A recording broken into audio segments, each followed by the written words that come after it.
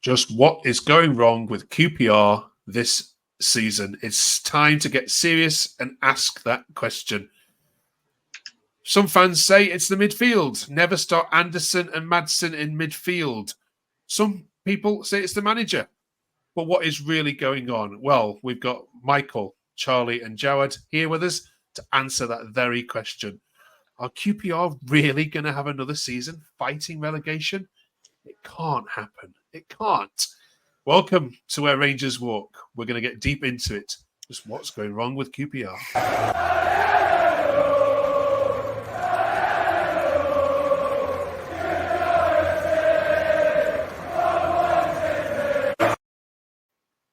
All right, let's jump straight into it then. Welcome back, Charlie, Michael, and Jared. Good to see you. Michael, answer the question for us. What's going wrong with your team? It's hard to put it into words, really. I feel like they're just not gelling like we expected. But it's one of them where I feel like we, especially against Hull in midweek, we looked like the better side. The goalkeeper was, in my opinion, the man of the match for Hull. But against Derby, it was just abysmal. It was like we looked half the team that we did in midweek and deservedly got the loss. So, yeah, not a good reaction from the players. Yeah, 2,300 something fans, Charlie, travelled to Derby in the hope of seeing something better than what they got. What do you put it down to, Charlie? I think it's the defending. I mean, every time. I mean, in midweek against Hull, every time they came forward, they looked like scoring. So, and then against Derby again, defending set pieces, we used to be really good at that. Against Hull, we conceded from 2 corners, I think, and again, we conceded another corner on Saturday. So I think the defending. I mean, it was one of the great things about Marty coming in is that we were, a lot better defensively than we were under Ainsworth. But I mean, it seems like it's gone out the window. I don't know what's happened. We look terrible. So I'd mainly put it down to defending. But again, we also can't score goals, and that's obviously not a good recipe. So it's all going wrong. Is there something wrong in the dressing room, Jawad? I hate to ask this question because we're a big Marty fan, as you know, but are the players actually playing for him at the moment? It doesn't look that way. I actually questioned this yesterday for the first time. There were just little signs where Derby were too physical for us. They were first to every single ball. Players looked they were half pulling out of challenges, and it's the first time I think that anybody can kind of say that about the team. I think when you look at the loss of Colback and Clark-Salter, I think that is huge. I think I read a stat earlier that we've only won one of the last 15 that Colback's missed, and we haven't won the last 10 that both of them have missed. So it shows you can bring in all these new players, but actually the core championship players are so important to us. But the original point, I think yesterday was just a little bit of a concern, and I think the international breaks probably come at the right time for Marty and the players. I think it gives them a chance probably to have 2 or 3 days off and then completely reset, ready for the next game. And as you were saying about Colback and Clark-Salter as well, our left side is looking significantly weaker. See Pyle getting caught out a lot more because nobody's getting in there behind him to cover. And Derby were just exploiting that left-hand side, and it was just not fun to watch. Thanks for that. Relegation is a theme throughout lots of social media this weekend. You kind of escaped it yourselves. David says we are 100% in the correct league position, and we will be several points adrift very soon if there is a significant change in tactics and player effort. Manson, you should be utterly ashamed of that performance today. And Callan says, are we still pretending we're not in a relegation battle or not? All right then, Charlie. Are you in a relegation battle already? Yes, I think we are. I mean, it's just like I know it's just all really bad, and then I feel like there's sort of a theme at this club where momentum is such a big thing, and we're just starting to swing in the wrong direction. And I really worry that we're not going to be able to change that. And it just seems like the results just get in the players' heads so much. And I don't know. I'm worrying. I don't know. It's not good. You can go back to Holloway's days, Warburton, where Charlie's spot on. Where once we get in this rut, there's so many times over the last few seasons that we've lost 6 games in a row, 7 games in a row, and the players find it really hard. No matter what players change, the mentality at the club is still an issue, I think.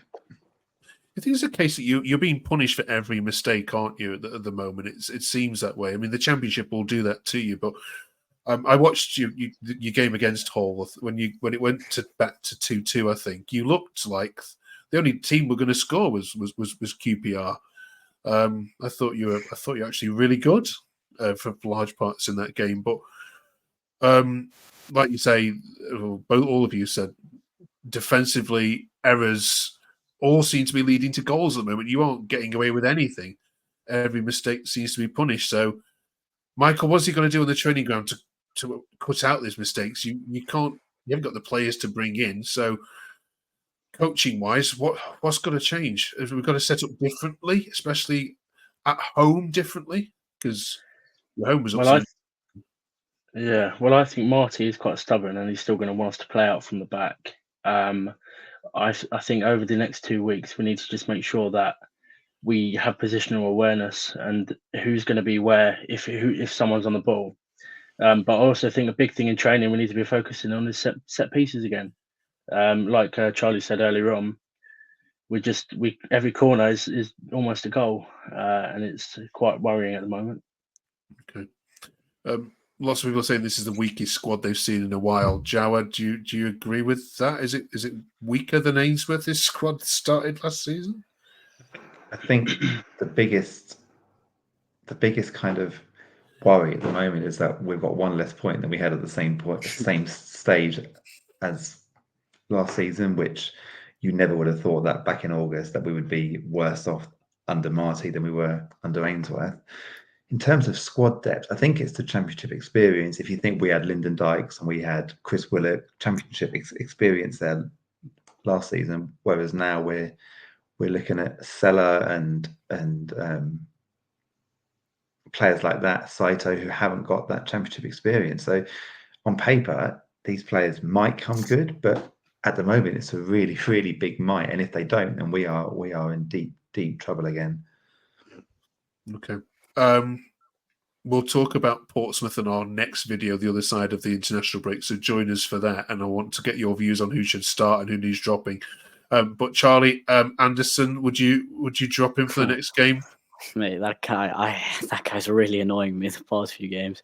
He's just, I don't know what his problem is. I mean, he just always makes the wrong decision, it seems like. And he was so good last year. I don't know what's happened. It's really frustrating. And I would drop him because nothing's working for him at the moment. He's doing nothing right. I think your goalkeeper's going to get player of the month every single month of the year. By the sounds of it, it's the only one which people actually seem to like at the moment. So well done, Nardi. All right, then we're also talking this week about atmospheres. So it's probably the wrong time to ask you this, but in terms of the atmosphere around Loftus Road compared to other years, Michael, have you noticed it being quieter? We've had a lot of chat with our Leeds fans, Sunderland, Sheffield United, all saying that the atmosphere around the grounds of the Championship just this season, for some reason, doesn't seem to have kicked in yet. How would you rate the general atmosphere at Loftus? Well, it's changed over the last few weeks. From West Brom at home, I felt like there was a bit of a buzz around the place. I myself include, like everyone I spoke to was excited to get the season started off well. And obviously we lost that 3-1 and it's not looked to improve. I feel like there's a lot of negativity in the ground at the moment, rightly so, because we are just not performing in front of our home fans. And it's a worry that it's just going to keep on getting worse. Yeah, I mean, you had to wait so long last year, Jawad, for your first home win. I mean, do you think the players are scared of playing at Loftus Road? The players are scared. I think the fans have genuinely been served up so much dross at home in the last three years, really, possibly longer as well. That you go there now not expecting to win, not expecting to be entertained. And there were glimpses last season that Marty could turn it around. But this season, it doesn't help that the three Saturday games that I've been to have all been 12:30 kickoffs, which never ever helps the atmosphere either.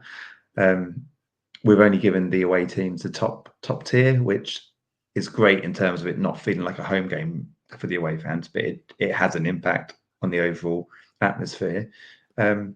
It's just not been a great place to kind of go for the last 3 seasons, and there's no signs of that getting any better either. Okay. Finally, we're also asking you as fans, what's the earliest you've ever left a QPR game? So I'll get these two thinking about that. Can you beat 26 minutes we had on our Sunderland fan who left after 26 minutes of being 3-0 down to Swansea a couple of years ago? What's the earliest you've ever left a game, Charlie? I've never left a game early. My dad he's embedded the never leave a game early, because and I always used to feel, I'm like, oh, what's the point? It's so stupid. Like when we're 2-0 down in the 90th minute. But I remember when we played Brentford at home. God, I don't know, 2018, 2017, ages ago. We scored twice in the 90th minute and we drew 2-2. And then I was like, I was like, fair enough, Dad. Right. I'll stay to the end. And a lot of it happened again against Sheffield Wednesday earlier this year when we scored in the 96th minute. It was great. Got to stay to the end. Michael? Clap the players off. Brilliant. Well said. I'm with Charlie here in the sense that I've not left at half time. I've left probably around the 75th minute, 80th minute. If we are 3 goals down, 4 goals down, I like to think, like I remember the Birmingham City at home game a few years ago. We were 4-0 down, I believe, and we got it back to 4-3 and then missed the penalty. Me and my brother were in tears, I remember. Yeah, Lee Camp saved it. Of course he did. And that was a good one to stay and watch, because we looked like, I thought this is the comeback of dreams, but it wasn't meant to be. But no, I'm a bit with Charlie there. I don't believe majorly early. It's Naki Wells. Yeah. The Watford game started last season, the first game, when we were 4-0 down at half time. I almost left at half time, but I stuck that out till about the 70th minute. But there was a phase of this awful home record where we were 3-0 down on 70 minutes, and I was like, just what's the point in staying? So there was about 3 or 4 games, I think maybe the season before last, where I was out at 73 minutes. My son was with me. It was I can remember Burnley at home 3-0 down. They were top of the league. We were dreadful, and it was a freezing cold December day. And I was like, what's the point in staying? So the earliest was probably about 73 minutes. All right. Can you beat that? Drop it in the comments. Thank you, all 3 of you, so much for even talking, even though it's depressing to do so. We'll see you next week, where we're going to preview the first 6-pointer of the season as Pompey come to Fratton Park. See you then.